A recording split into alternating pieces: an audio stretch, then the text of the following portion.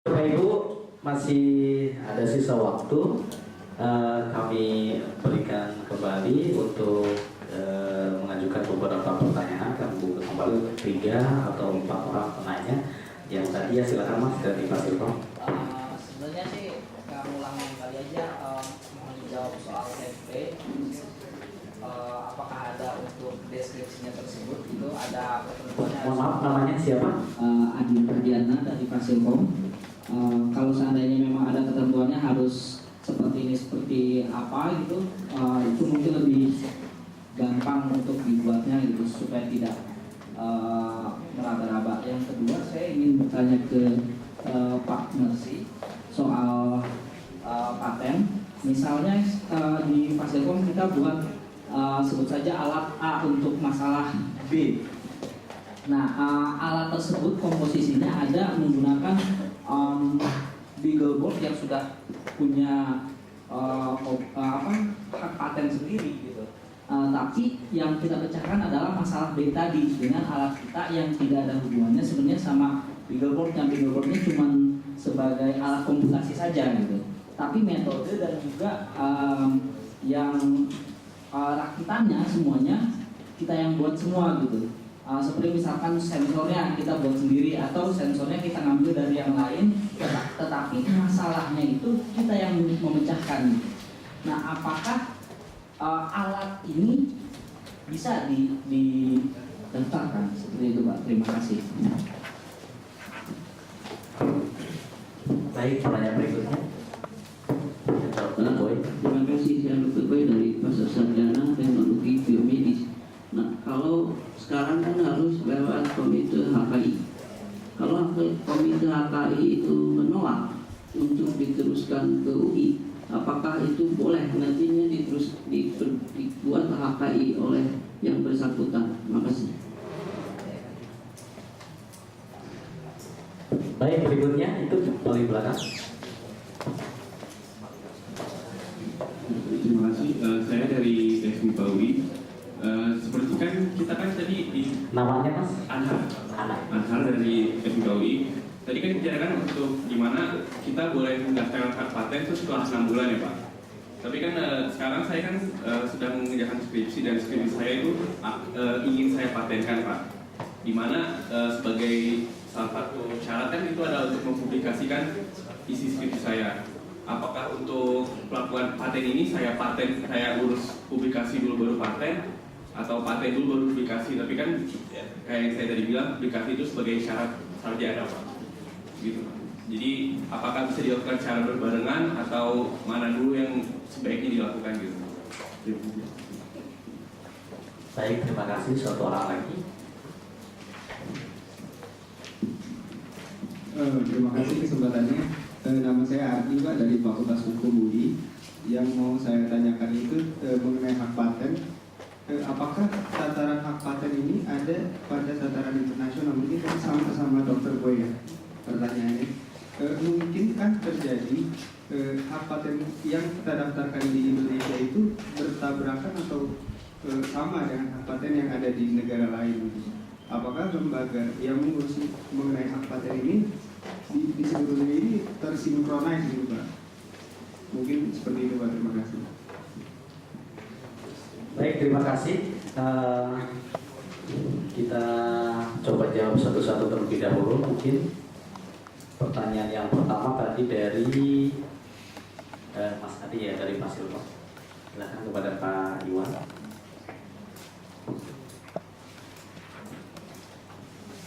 Terima kasih Mas Andi dari Fakultas Hukum ya. Fasilkom. Oh, Fasilkom. Oke. Mengenai template, kayaknya di HTP itu nggak ada bebas-bebas saja. Jadi kayak orang bikin buku aja lah gitu. Semakin bagus teratur bukunya makin mudah. Dan contohnya cuma 2 eksemplar. Gitu. Pak, kalau yang buku kan beda lagi. Ini yang tadi yang software kan ada deskripsi. Oh iya, kalau software itu pun harus dibikin ya sama kayak buku juga, tapi itu keterangan yang misalnya operasinya gimana, pencet apa kayak gitu, manualnya sama softwarenya. Nanti boleh di akhir bisa menunjukkan bahkan yang boleh.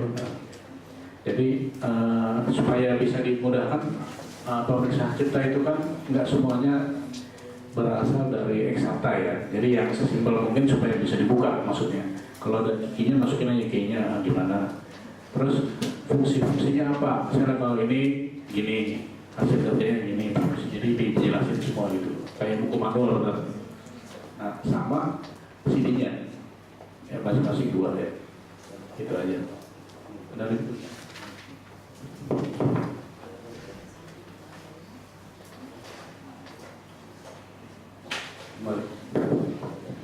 Baik, berikutnya mungkin masih menjawab pertanyaan dari Mas Adi, Pak Mersi dari Pak Selko mengenai metodenya itu yang dibuat sendiri-sendiri. Ya, baik. Ada alat A, ya. Alat A ini untuk memecahkan masalah B. Ya, gitu ya. Masalah B ini B ini alat juga. B itu penyakit, sebut saja seperti itu. Oh, B ini penyakit. Jadi dengan alat A ini bisa menyembuhkan penyakit B ini, begitu kira-kira ya? Menyembuhkan, monitoring atau sejenisnya. Iya, itu sangat bisa diajukan permohonan patennya. Yang penting dibuat deskripsinya. Bagaimana alat itu? Kalau alat berarti gambarnya harus ada. Gambarnya dibuat 3 dimensi, ya. Nanti gambar itu terpisah. Jadi tidak kelanjutan dari deskripsi. Jadi nomor halamannya merupakan gabungan dari halaman yang ada di dalam deskripsi, itu bukan. Dia tidak perlu nomor halaman gambar itu. Yang perlu adalah misalnya gambar 1, gambar 2, gambar 3. Dan tidak perlu ada penjelasan di situ. Diuraikan di gambar itu nomor 1 alat untuk ini, gambar 2 alat untuk itu, tidak perlu. Nanti penjelasan itu disampaikan di dalam uraian singkat gambar. Tidak diberikan pada gambar yang bersangkutan. Nah, seperti itu. Jadi nomor-nomornya boleh ditampilkan. Nomor 1, misalnya alat untuk apa? Nomor 1, nomor 2, nomor 3. Alat sebagai penanda. Tetapi penjelasannya atau keterangan dari gambar itu ada di uraian singkat gambar. Tidak pada gambar yang bersangkutan. Berarti hampir sama dengan manual book kalau kita beli kamera gitu atau di HP, ini fungsinya untuk apa? Iya. Jadi kalau alat itu memang baru, belum pernah ada fitur-fiturnya selama ini, dan dia bisa memecahkan suatu masalah, berarti mengandung langkah inventif dan pasti bisa diberi paten. Pasti bisa. Yang penting sekarang bagaimana invensi itu disusun dalam bentuk tulisan. Tulisan itu ya deskripsi, mulai dari judulnya sampai ke akhirnya abstrak. Ya, kalau judul alat, ini sudah ketahuan alat judulnya. Alat untuk apa? Nah, untuk judul itu tidak boleh mengandung iklan, ya. Itu nggak boleh mengandung iklan. Judul itu, misalnya alat yang sangat ampuh untuk menyembuhkan penyakit A, itu nggak boleh, ya. Ya, jadi yang mengandung iklan alatnya itu, judulnya itu tidak boleh.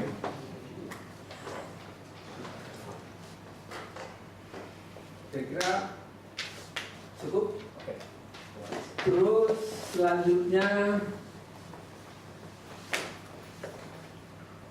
ini dari Pak Anton ya.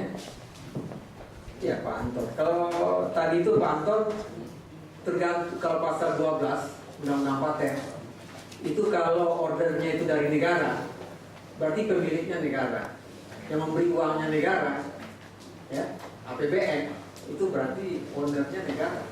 Tapi inventornya itu orangnya yang ditulis, bukan negaranya. Ada misalnya si A, si B, si C itu inventornya, tapi pemegang patennya negara. Gitu ya, Bapak. Masalah yang disampaikan oleh Pak Anton tadi terkait dengan banyak penelitian, itu tergantung sebagaimana yang disampaikan oleh Pak Iwan itu tergantung perjanjiannya. Siapa presentasi itu kesepakatan saja dalam bentuk perjanjian. Jadi jangan sampai sudah komersial baru dibuat perjanjian. Kalau bisa sebelum dia dikomersialkan, perjanjiannya sudah bagus, sudah ada, sudah jelas. Jangan sampai tidak ada perjanjian. Terus skripsi, pendaftaran skripsinya eksak apa sosial nih? Eksak, Pak. Eksak. Tentang apa misalnya skripsinya itu? Ada produk nggak di situ? Ada prosesnya? Proses pembuatan Proses pembuatan komposit, Pak. komposit. Iya. Jadi berarti ini ada patennya kalau begitu ya. Pertama patennya itu ya proses pembuatan komposit. Yang kedua bisa juga alat, ada juga alat kan? Alat untuk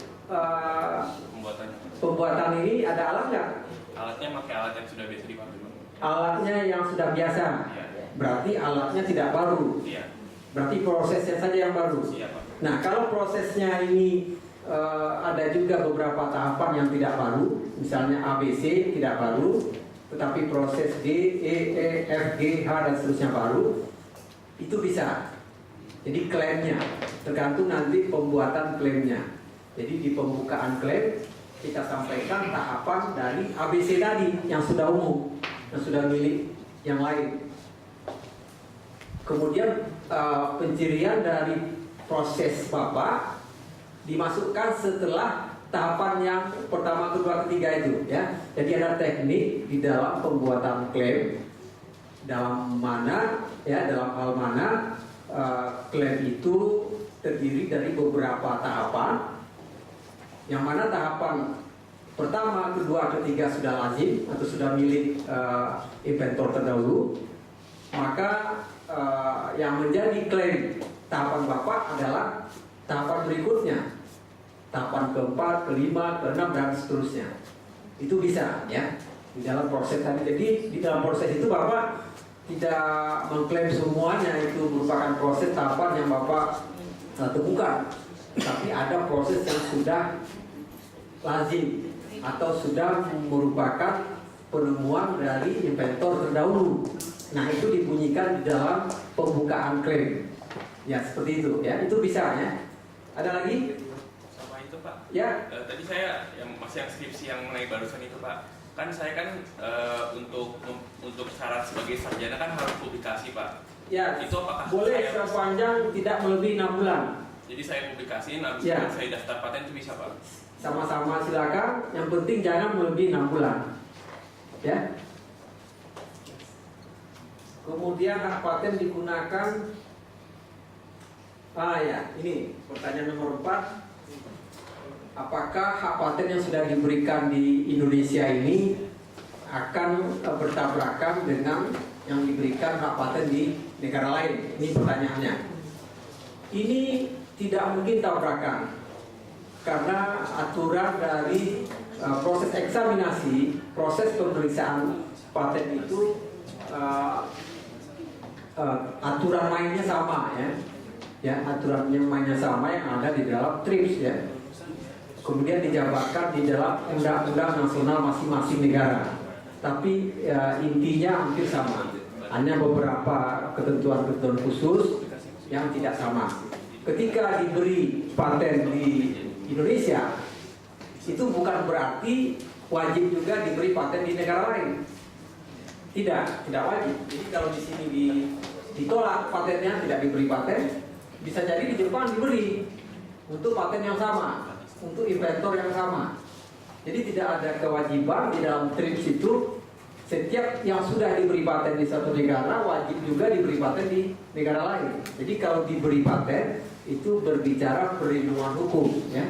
Kalau berbicara perlindungan hukum itu tergantung national treatment masing-masing negara di dalam melakukan proses substantif ya, proses eksaminasi dari paten yang bersangkutan.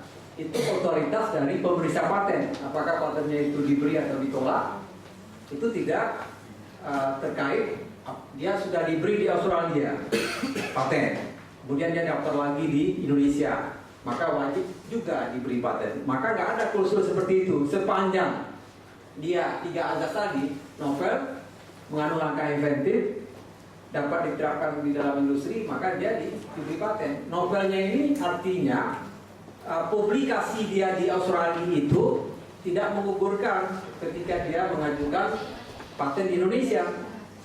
Kalau publikasi dia di Australia itu menggugurkan pengajuan patennya di Indonesia, maka dia tidak bisa diberi paten di Indonesia.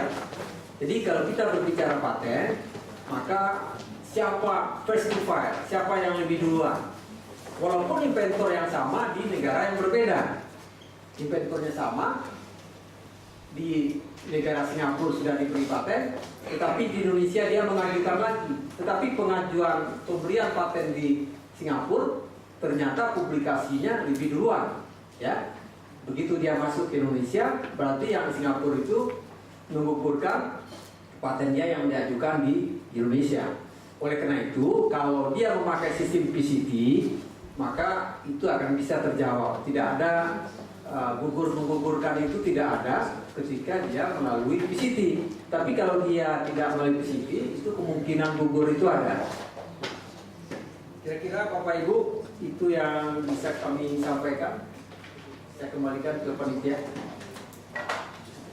Baik, terima kasih. Mungkin pertanyaan dari Dr. Boy, apakah misalnya ada penolakan dari komite HKI di tingkat fakultas ditolak, apakah boleh didaftar sendiri atau tidak?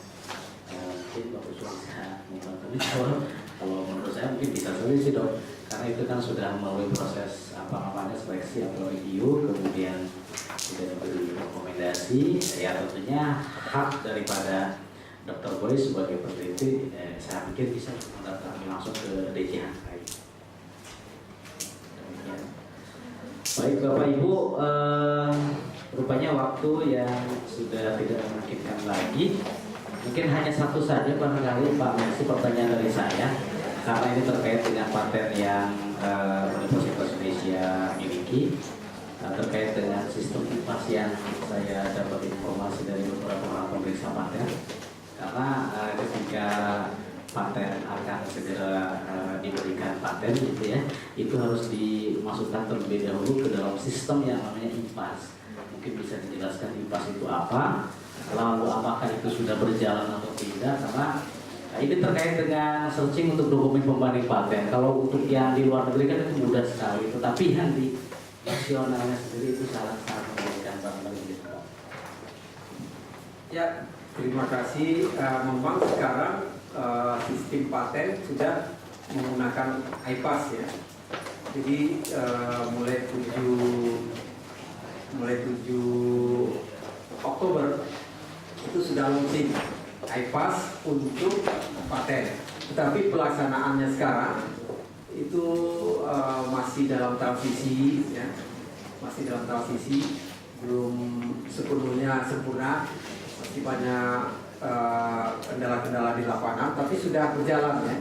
Pemeriksaan substantif sudah menggunakan IPAS, kemudian permohonan paten juga sudah menggunakan IPAS. Di tempat saya sertifikat paten juga sudah menggunakan IPAS ya, termasuk pemeliharaan kemarin baru dimulai. Ya memang namanya baru ya, sistem baru, tentu enggak langsung sempurna seperti itu. Banyak kendala-kendala di lapangan, banyak juga yang harus diperbaiki.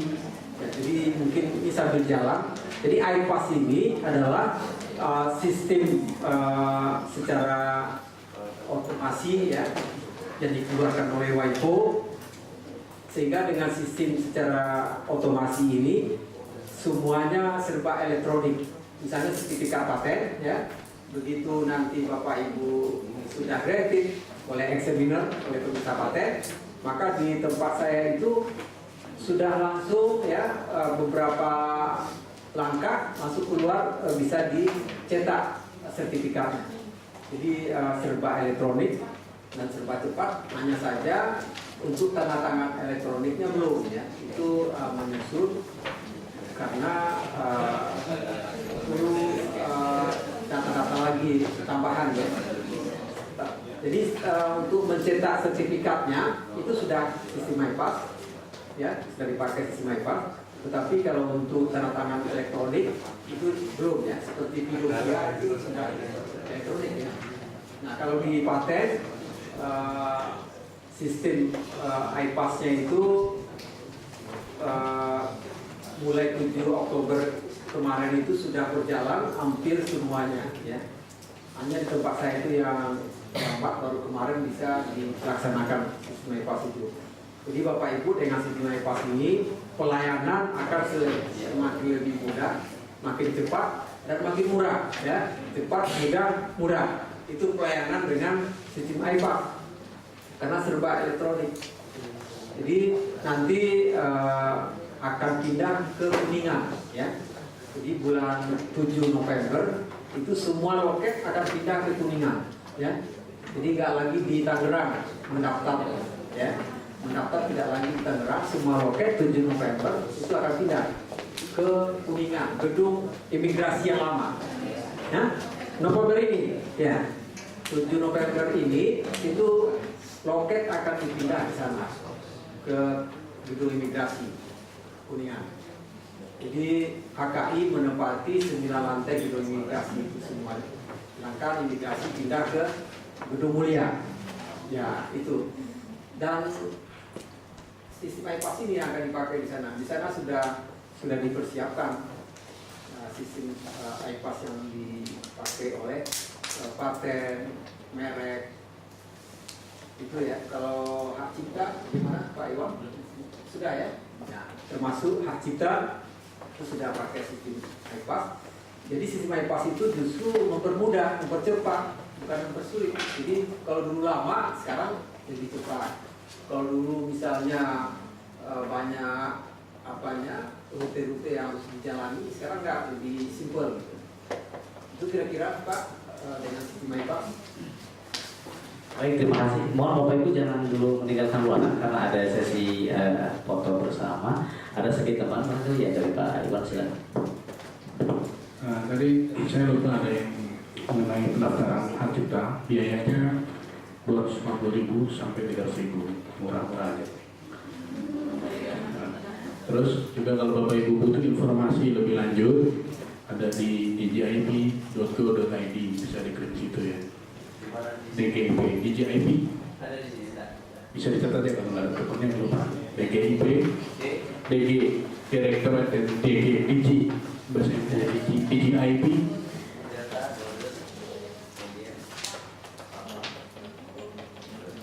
.id. Atau kalau mau ke saya juga bisa saya bantu Hirawans HINAWANS@gmail.com atau yahoo.com. Saya di sini juga bantu om saya, ada peneliti dari Elektro UI, Dr. Insinyur Arman Johan. Beliau bikin macam-macam, ada alat pemanggil ikan. Ya. Jadi patennya itu sampai dia dicoba di mana, di Wakatobi, di Karangdewa, dia bisa pura-pura begini, total ikan datang pakai. Jadi dia neliti bahwa ikan itu ada gelombang listrik tertentu. Dia bisa pencet gini, gelombang ini yang datang toko apa gitu. Ya, dia spesialisnya gelombang. Sama ini bikin apa, kayak senjata dari gelombang rendah. Kalau dipancarkan bisa jebol tembok. Berusaha buat pertahanan, buat kemhan. Cuman katanya dia sakit kepala, berurusan dengan kemhan. Ya mungkin ada pengalaman pribadi kali ya. Diambil itu aja. Yang dapat nama orang kemhan, duitnya nggak ada, capek deh. Ya itu aja, saya kembalikan ke panitia. Terima kasih. Baik Bapak Ibu, sebelum foto bersama, ini ada penyerahan hadiah untuk 5 orang yang tadi di sesi tanya jawab banyak mungkin aktif. Mungkin Pak Iwan atau Pak Mersi bisa menunjuk salah satu dari 5.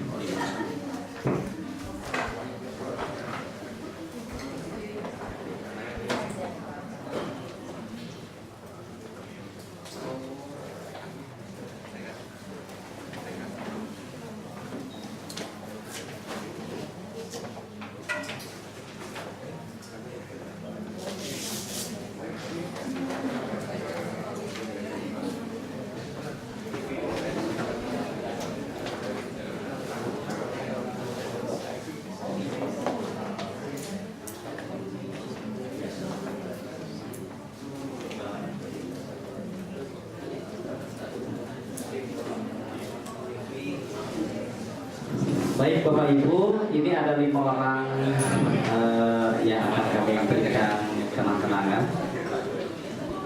Yang pertama dari RSCM tadi Dr. Tirsa, kami ucapkan terima kasih. Kemudian dari Fasilkom, ada juga dari Pasar Sarjana Dr. Boy dan Dr. Gigi Anton dengan Dr. Gigi Malaysia. Nanti akan kami berikan kenang-kenangan. Baik Bapak Ibu, untuk berikutnya ada penyerahan secara simbolik citra mata dari Ibu Puspa sebagai pimpinan kami yang akan diberikan kepada orang langsung dari DJHK. Silakan.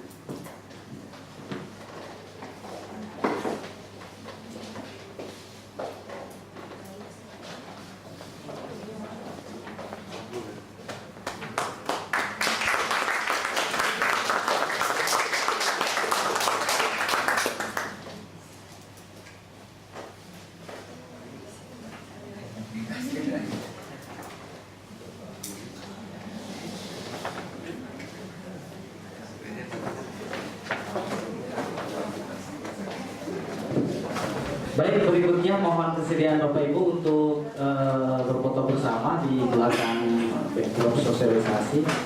Mungkin bisa dibagi 2 kalau semuanya tidak muat.